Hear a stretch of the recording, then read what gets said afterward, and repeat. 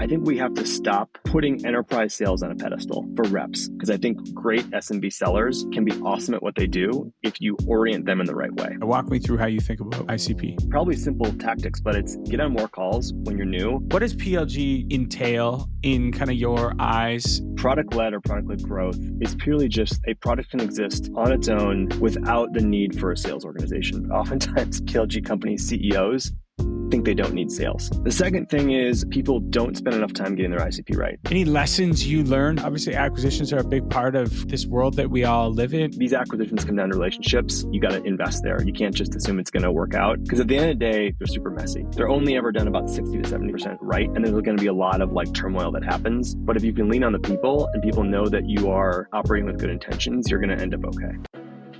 Behind the scenes, it was a small group of people that were doing everything.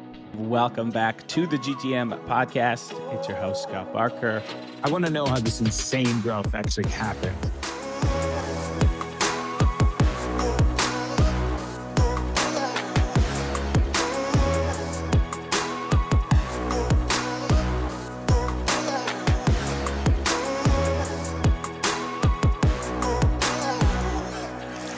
Ever wonder what automating your entire outbound workflow could do for your revenue team? Apollo brings this to life by centralizing your entire go-to-market execution in one platform. Sellers using automation in their outbound efforts see a 70% increase in open rates and 4 times more meetings booked, while of course saving hours and hours on manual, tedious tasks that we all hate to do. Their tried and tested library of built-in workflow templates will help you get started from scratch, even if automated outreach is brand new to you. Topping the list of sales platforms, Apollo has over 7,000 reviews and a 4.8 star rating on G2. I'm a big fan. Go to apollo.io/GTM now so that you can schedule some time with their team to get set up and get successful using their platform. Now, on to the episode. Hello and welcome back to the GTM podcast. It's Scott Barker. What's up? What's up? I hope you are having a great day wherever you're consuming this, whether you're at the gym, you're at the office, you're in the car. I appreciate you rocking with us today. We've got another great guest. Always feel very blessed, feel very lucky to get to talk to smart human beings all day long. I am joined by Andrew Johnston. Andrew, welcome, man. Thank you, Scott. Glad to be here. Appreciate you having me. Yeah, man. I'm glad we're making this happen. And so quick bio. So Andrew is currently based in Denver, currently head of sales at Superhuman. I think many of our listeners are probably users or have heard of Superhuman. And he leads all go-to-market as part of their exec team. And then previous to that, really cool kind of career to date, built the mid-market and PLS motions, product-led sales motion at Scale AI. Which is a really cool company, as well as led SendGrid Sales Global, a team of about 25 post-acquisition by Twilio and through to the SendGrid IPO, which is really interesting.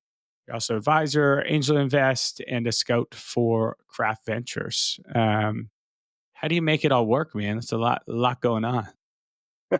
I don't. Most of the time I skip on by. It's probably 90% Superhuman the day job. And then, I love the advising stuff, love the angel investing, and try to carve out time as much as I can for it. But my days are pretty full. I love it. I think I gotta revisit Superhuman.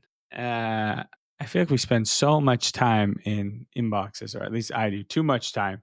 And I was like an early user, and then kind of just can't remember what happened. Maybe one of the organizations I was a part of wouldn't let me use it, and so I stopped. But I imagine it's come like leaps and leaps and bounds.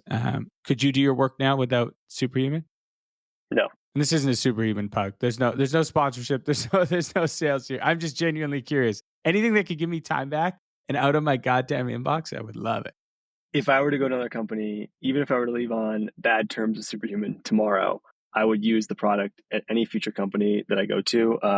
I fell in love with it back when I was at Twilio, when it was still like the invite list only, and the product's come a long way. I remember that back in the day, and you're like, I got to get on this Superhuman list. Like, it's so coveted. You had to get invited. That was brilliant.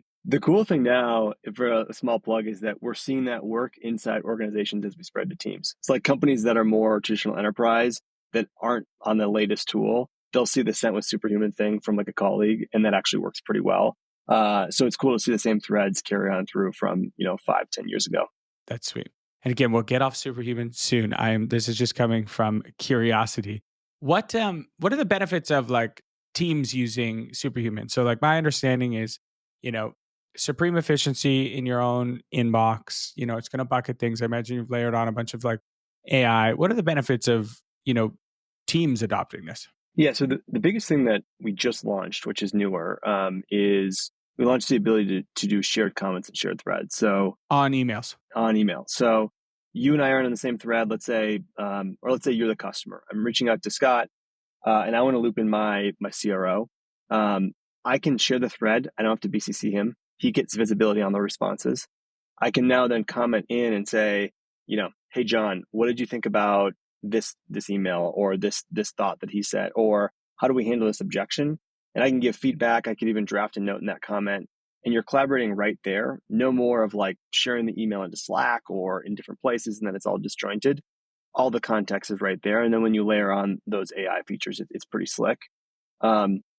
Beyond that, before that, even without that feature set, what we saw is that traditionally, we work with the Brex team, for example. Their sales and success team uses Superhuman, and they're responding to emails about 3 times faster with 3 times the amount. So if you kind of quantify that, you're actually increasing productivity by rep. So if I'm trying to keep my team lean, but I want to give them the tools to not be at 5 p.m. or 6 p.m. every day and feel like I've got 300 emails, you can do that by giving them Superhuman. So there's some really cool factors around productivity as well as overall team collaboration that we're seeing.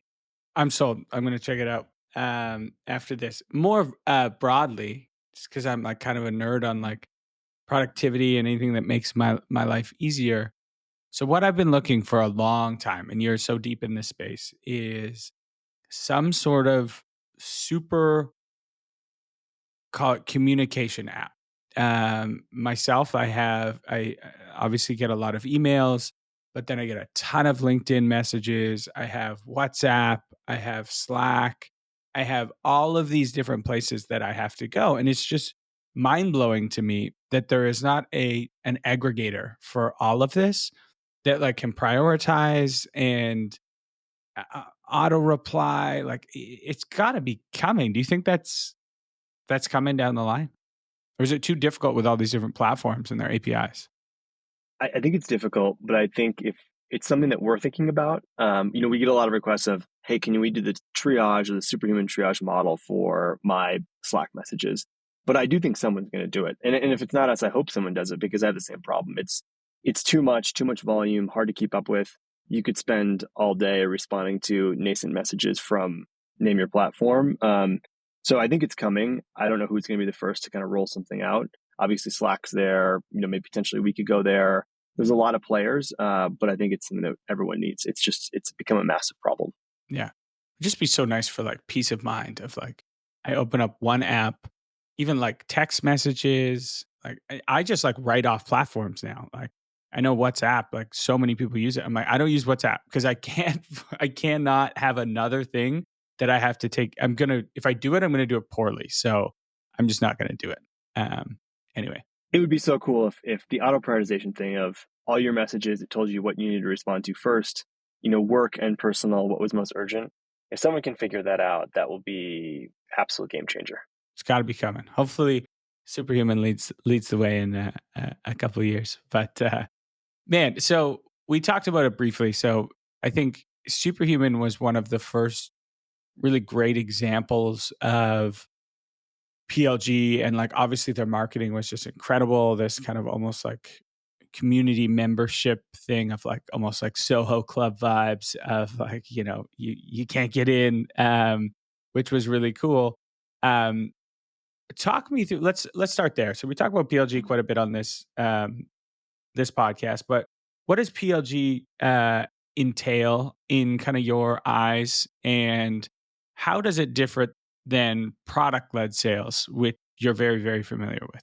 Yeah, it's a great question. I think there's a lot of muddled thoughts around what it actually is, but I think to boil it down in my mind, product-led or product-led growth is purely just a product can exist on its own, can work with a customer or individual and continue to expand without the need for a sales organization. So I, as the individual, I, as the person, can go in there, I can sign up for a plan, I can upgrade my plan, I can buy new features, I can buy add-ons, I can coexist in the product, and the product will grow or expand usage with its customer base without the involvement from, or much involvement from, a customer team.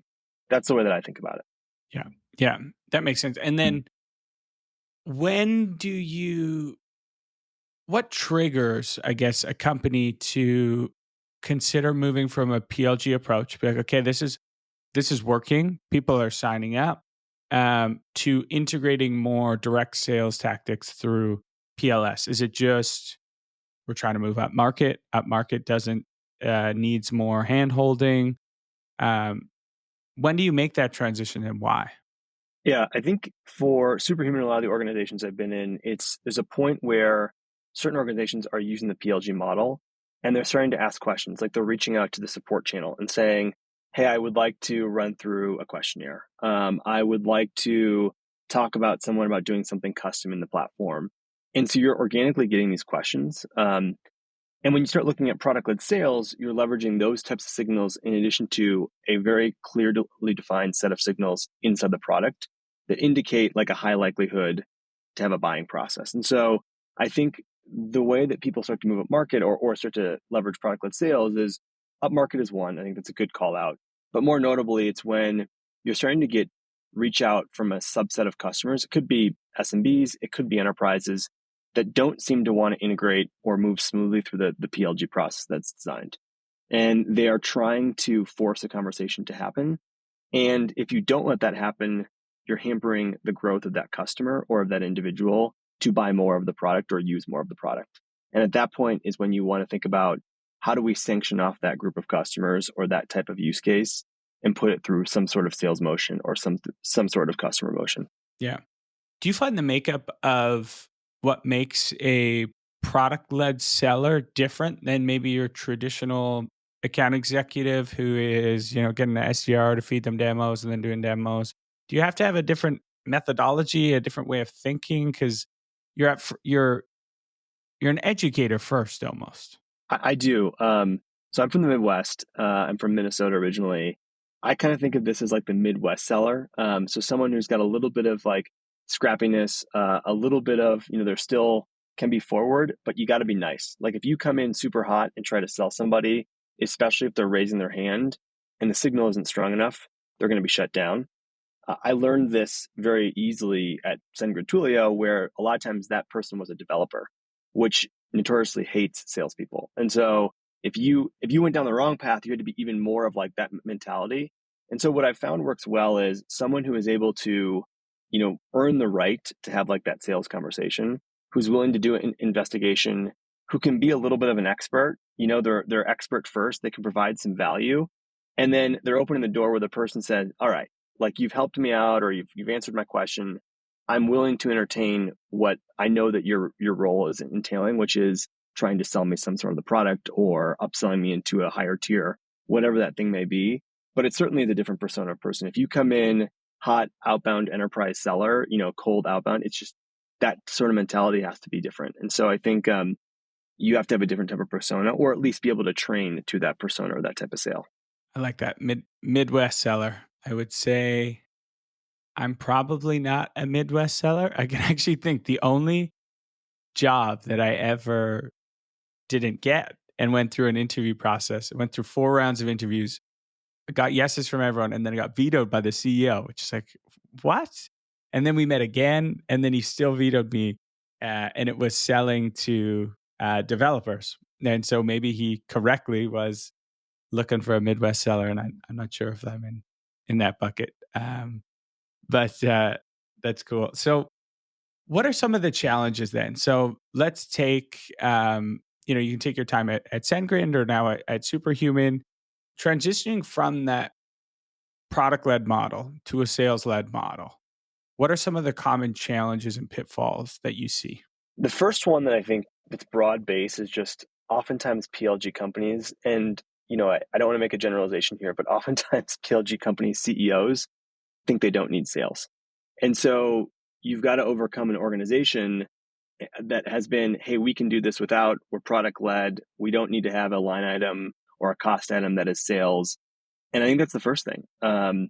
There's a great story. I was not here for this because it was a divergent part of the company. But when Twilio first added salespeople, there used to be this model where I think Jeff, the CEO, longtime founder, said he didn't want salespeople there. He didn't believe in it. It was going to ruin the product, ruin the experience for developers. But then after the first set of enterprise deals started flowing in, he started wearing a t-shirt around the office that said, I fucking love sales. And so there's like this great story that I think encapsulates it well.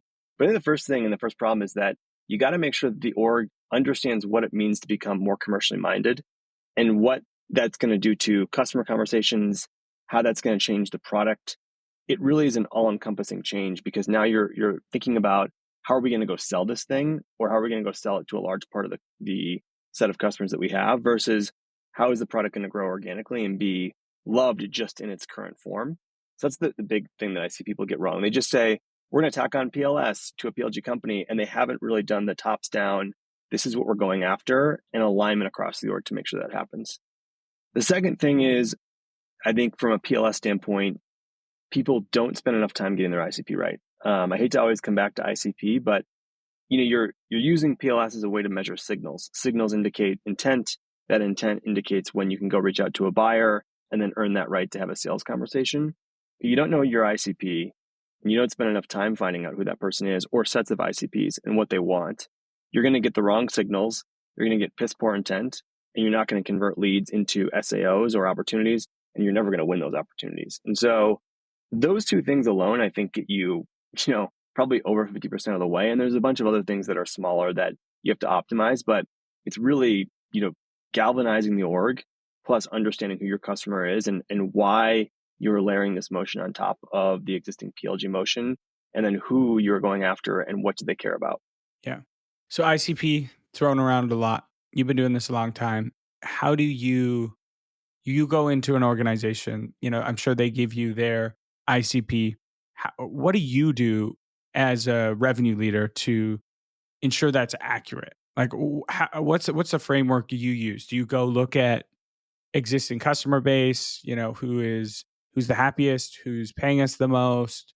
Walk me through how you think about ICP. I think it's, for me, if I'm looking at my remit, at Superhuman, was to really expand, go up market and find new customers. So first thing I wanted to do is, who's our largest customers today? And then what sort of velocity are they adding seats at?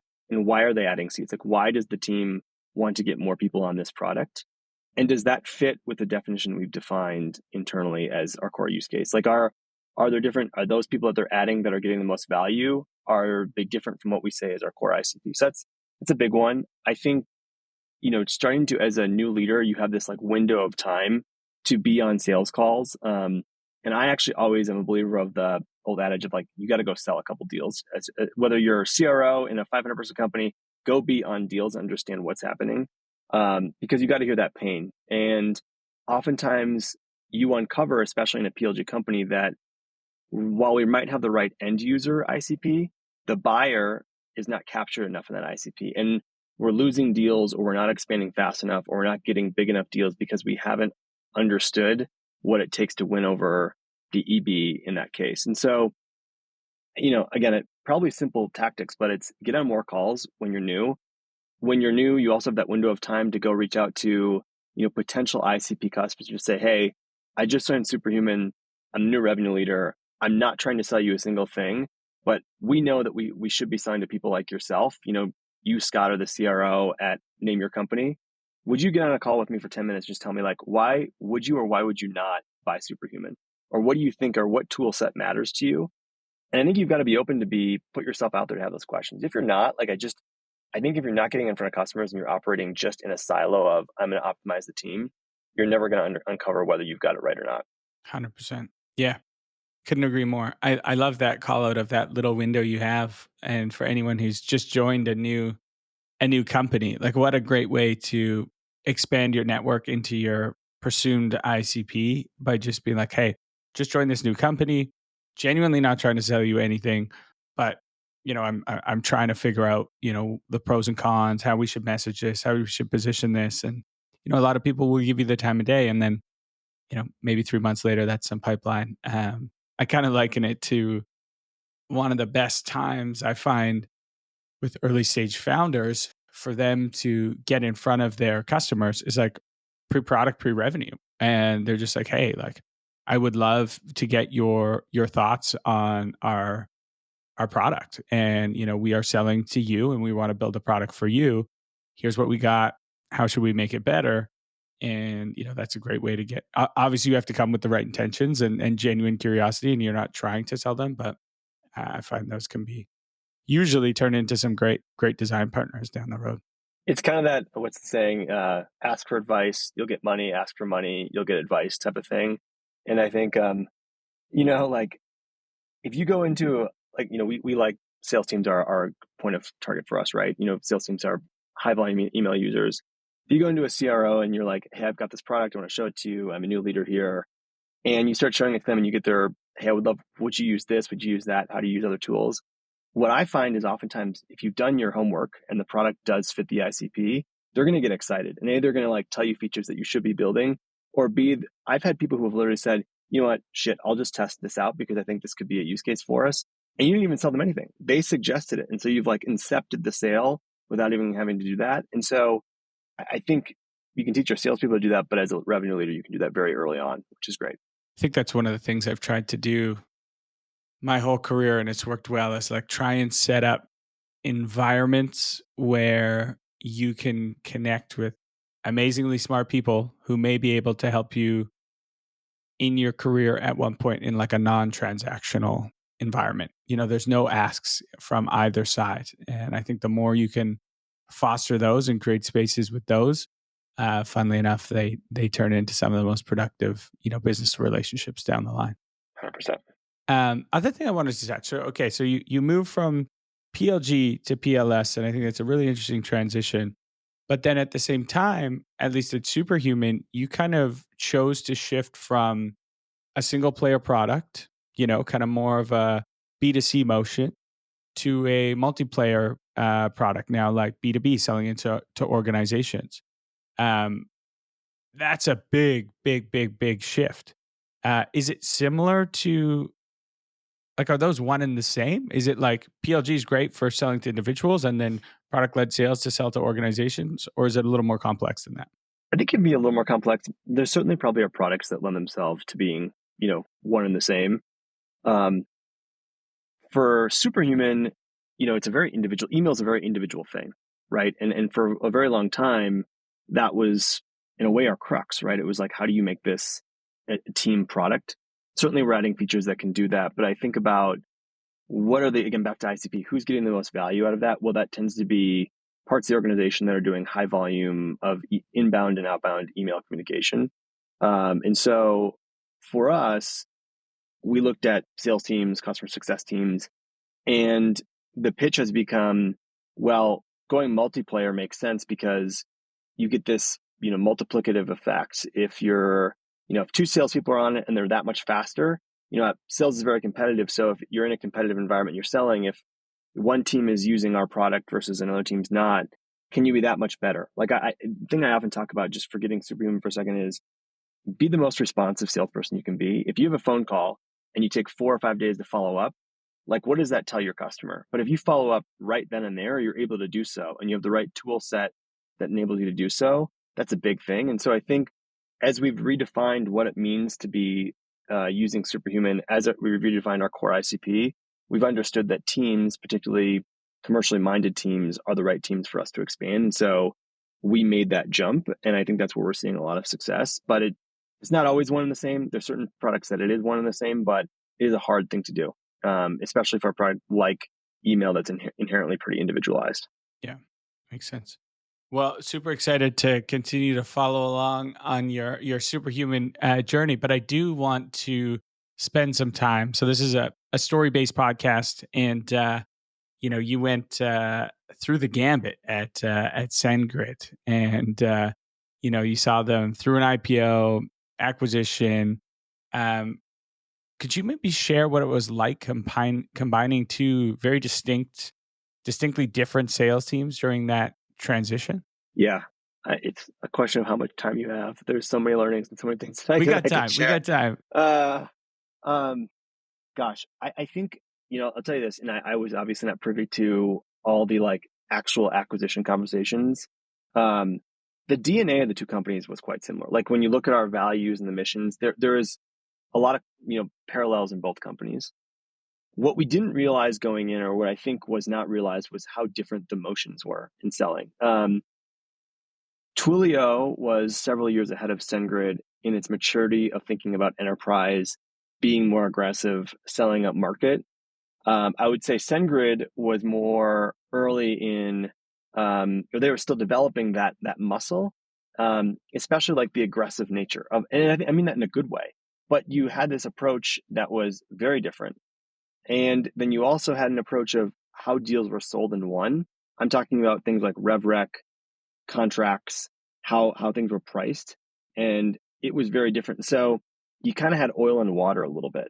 The products were very complementary and work very well. It's two communication products, two mediums that are make sense together. But the biggest learning was, I think, if I speak for everybody, looking back, we tried to integrate the teams too much. And what I mean by that is we tried to put email in the bag of the generalists inside Twilio too soon. We should have kept the sales org separate and co-sold the products together versus trying to like enable this broader base of a very large growing sales team to sell email, which was very complex. And there's a lot of nuances with that, but it was a very different sale. And I think we learned what went right and what went wrong. And it was hard. We're going to take a quick pause from this interview to talk about hiring. Hiring for startups is really hard. You are battling the attention of smart, driven people, being bombarded with a ton of opportunities. Plus, it can be time consuming going through all the candidates and challenging to know who is the best fit. Should you hire the person who's been there, done that? The up and comer stepping into the bigger role for the first time? Is stage fit or domain expertise more important for this particular role? Most recruiting firms fill an order. For us, we highly recommend IPS. They are just a different breed of search firm. They've dug into your business to understand its current state and the future vision, and are relentless in their pursuit of finding the very best leaders, salespeople, marketers, engineering talent that you need. Integrity Power Search has placed over 2,000 candidates for early to mid-stage startups in its 12-year history, with specialists that focus by function, leveling from mid-level ICs all the way up to the C level. All right, so with a very senior team, I've met them all. They're pretty rad, including past startup operators. They've seen firsthand the change of trajectory your company can take when you are intentional and aggressive about bringing the right people at the right time. So whether you want advice, have one hard to fill role, or you have a full team build out, we can't recommend IPS enough. Visit Integrity Power Search. That's www.integritypowersearch.com to learn more or connect with them on your next search. Okay, so culturally, sounds like you guys were fairly aligned. You brought in the new features and functionality maybe too early. How did you think about enablement of kind of the new reps learning completely different products, and did you keep them separate? We didn't. So we enabled and we tried to say, Twilio generalists, Twilio AEs, go sell SendGrid in your bag. The problem with that was that, and they had 8 different products they could sell. So at the time, Twilio had Core Twilio, they had a thing called Authy, they had SendGrid, they had our CVR, and they had like 2 or 3 other products, and I'm forgetting all the different names. They've since consolidated. The problem is ACV of the Twilio deals was very high. ACV of SendGrid was lower. Margin was incredibly high on SendGrid. Margin was a lot lower on SMS because they have to go pay the carriers.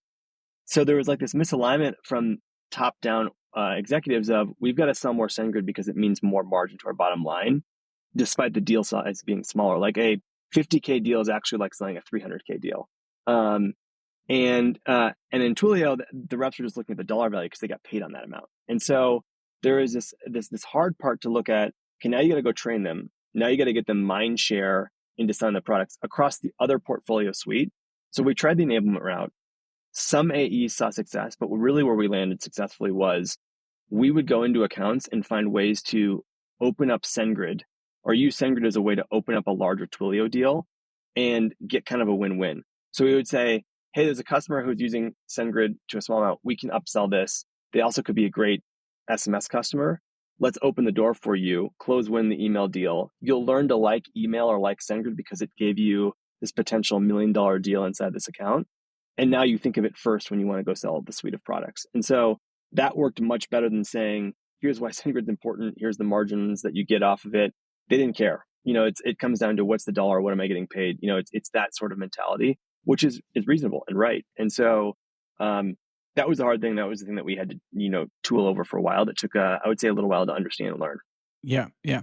Was there any thoughts of swapping, like changing commission structures based on that margin? I'm surprised that more software companies don't do that. It's obviously more complex, but like if the business is making more money here, we should be incentivizing that behavior. That's right. We didn't do it, and I wish we would have. I don't know where they stand today. We did change comp structure to incentivize SendGrid being sold. So I think there was like a pretty aggressive multiplier for a while on dollars that were sold of SendGrid to kind of compensate for that.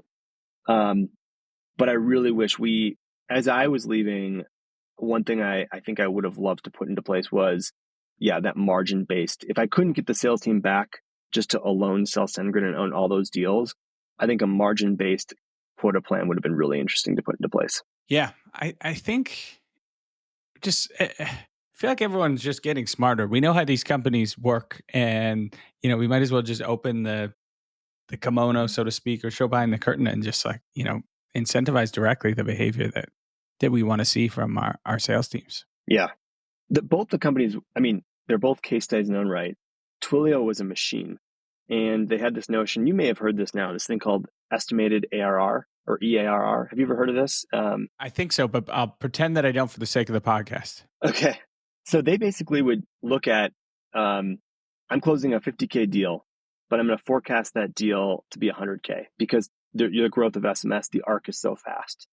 The AE would actually get paid on that growth now, but would be responsible for hitting an 80% baseline of getting to that mark across all their book of business. But it created this incredible velocity motion of AEs closing very high potential deals and getting paid on them now, forecasting that revenue out, and then being held responsible for that growth. So really, really cool way to grow. So they got paid on the projected? Like they got a commission check from that? Yeah. What happened as the company grew to like a large size, but what you started having is you can't control culture as much. You started having arbitrage against that. So I'm going to forecast 20% above and get paid on it now and hope that I close another deal that outweighs it. And so I still hit my 80% baseline, so I don't get a clawback. That causes problems. It's like credit card debt of commissions. Yeah, like, 100%. We'll dip in a little bit and we'll have a good month. Thanks, man. And on the SendGrid side, that business was, we went public and I joined not far before the IPO. We were doing 80 million or 100 million in revenue. We had 10 salespeople. It was small. And the power of that business, the cohort, like the Candyland, where you just see the different cohorts rising, was incredible. The NRR was wild in how that business grew organically. And then when you layered on a sales motion to it, Twilio had more churn because it's a little bit easier to find. Once you get ingrained with SendGrid and your email platform, harder to move. Twilio easier to churn. So very interesting businesses, a lot of good collaboration, a lot of good overlap, but the models were tough at times. Yeah. So you mentioned it became a good motion of like, oh, SendGrid can be this Trojan horse into these organizations. Then we can bring in Twilio. How did you find the opposite? So Twilio, you're obviously coming in with this incredible customer base and your eyes are lighting up. You're like, oh, wow, like look at all these people we can sell SendGrid to. From personal experience, I have found sometimes going back to current customers and be like, hey, look at this shiny new thing that we have. You're going to absolutely love it. Maybe they don't want to pay. They're already using some sort of competitive product, and maybe yours is like 90%, but they're like, no, we want best in breed. Were any of those conversations difficult, and how did you approach them? What ended up working? Yeah, there was a lot of that where we would go into customers and they were already using like a competitor to SendGrid at the time. Some customers liked it because they're like, look, now I can combine into one bill. Unified billing is nice. We know that the SendGrid platform's great.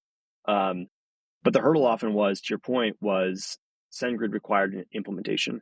So you had to stop your emailing, like let's say you're doing outbound marketing email, and then re-architect going into SendGrid. Not an easy thing to do. So that was a point of contention in a lot of cases. But certainly what we did find traction with was customers who were low Twilio users, non-users of SendGrid. Like let's say they had a small plan, but had a really ripe opportunity to switch to SendGrid. I'll give you an example.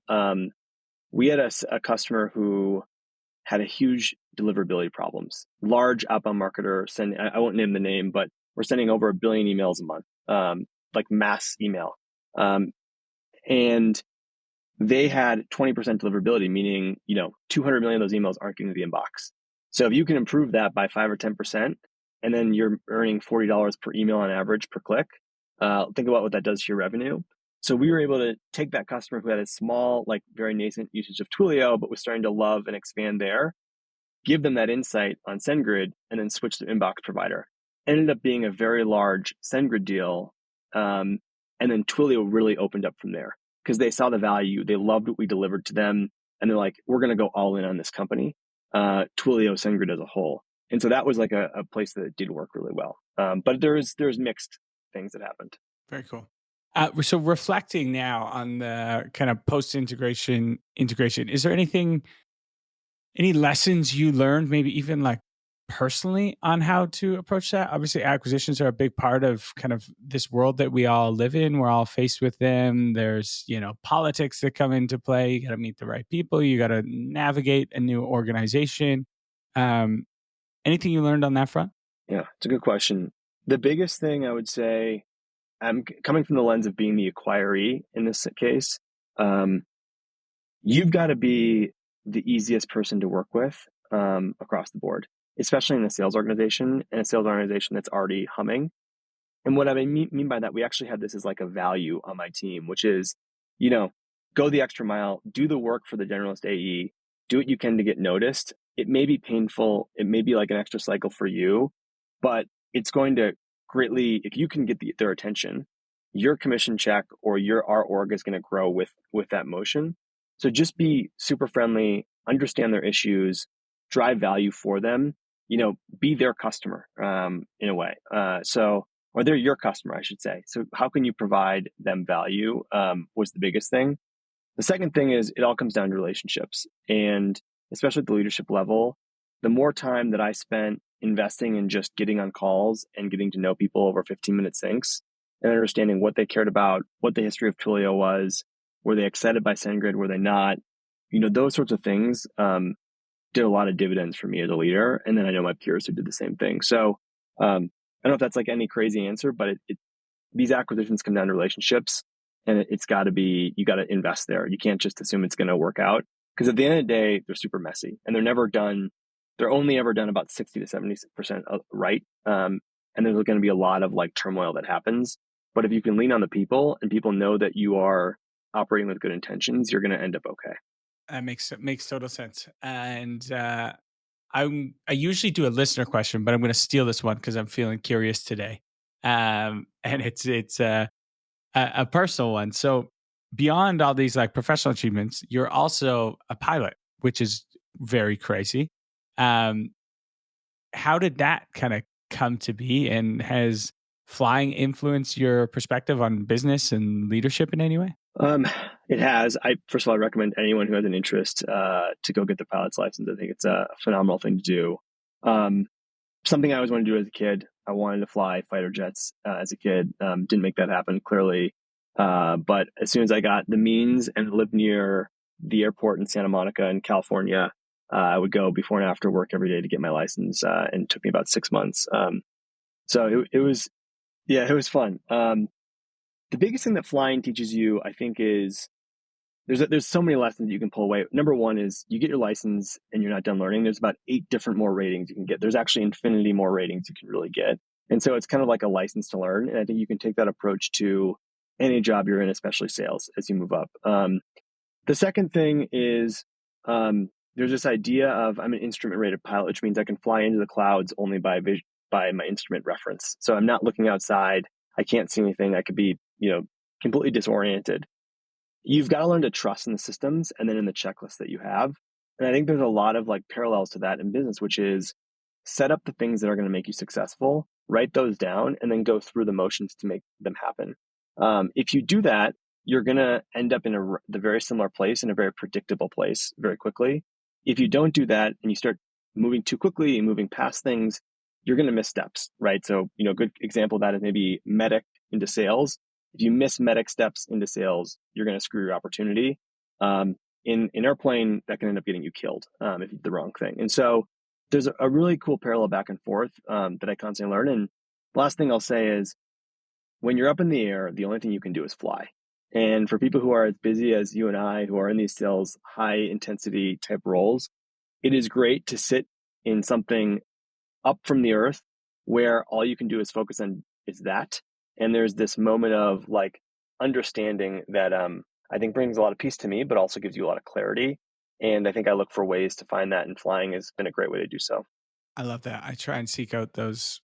I call it like it's almost like forced meditation when you're so just involved in something. For me, that's like yoga or surfing, and uh, yeah, it's a special place. All right, man. This has been awesome. I got final two questions for you.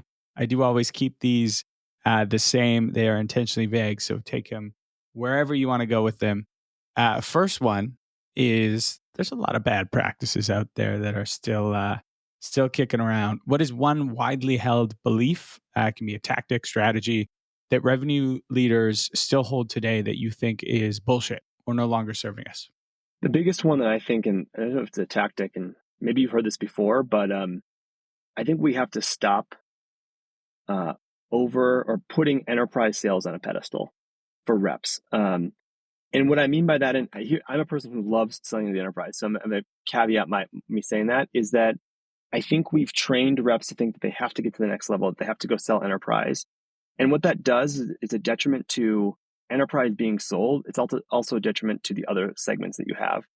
And I think what you see is reps so focused on the higher OT that you might be getting in enterprise. They go to enterprise and they realize, it's a slog. It's a slog to go sell those deals.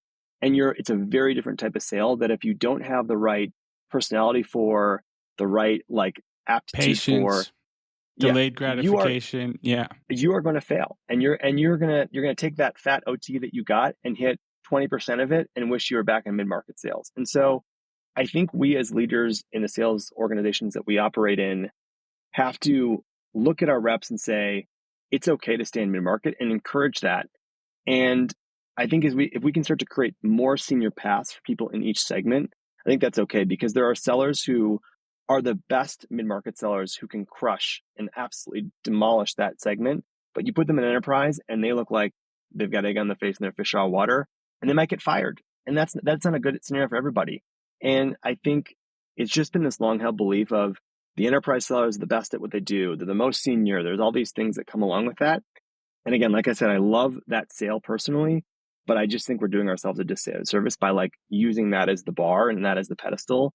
Because I think great mid-market or great SMB sellers can be awesome at what they do if you orient them in the right way. So true, and a great call out. It's almost they're completely different roles, right? It's not an evolution necessarily, right? Like you can hone your SMB craft to a level where you're just so incredibly efficient, and like that should be rewarded, or mid-market or whatever it may be. I remember at Outreach, like if you just looked at like ARR that was brought in, we had a SMB rep who closed just millions and millions because she was just incredible. And she actually she was like, why would I go mid-market? Why would I move up? This makes no sense. And so, yeah, I think that's a really good call out. And I've certainly had friends that go into the enterprise sales world and they're miserable because they are used to call it dopamine, or they get a lot of feelings of worth by closing a deal once a week or once a month or whatever it may be. Um, and so yeah, that's what I guess. What's the solution if you were to strategize a solution? We just pay great people better across the board. Yeah, I think that's one thing. I think rewarding, like take the example of the person that you just highlighted. Um, I think often what I see, and I've been guilty of this certainly myself until I learned, was saying to that rep, you should think about enterprise. Like you're so good at mid-market, like you probably could be a good enterprise seller, until I realized what the different personas looked like that needed to sell in those different markets. And I think that person would say, yeah, like you're my manager. Like if you're doing me a good service, you want me to promote you to enterprise. It's got this great title, this aura of it. And then, like you said, that person would end up miserable and hitting half their quota. And so I think we as leaders have to, one, identify what good enterprise or good mid-market sellers look like. And then when we see a person like the person you described, give them a path to continue to earn more and also have power and influence.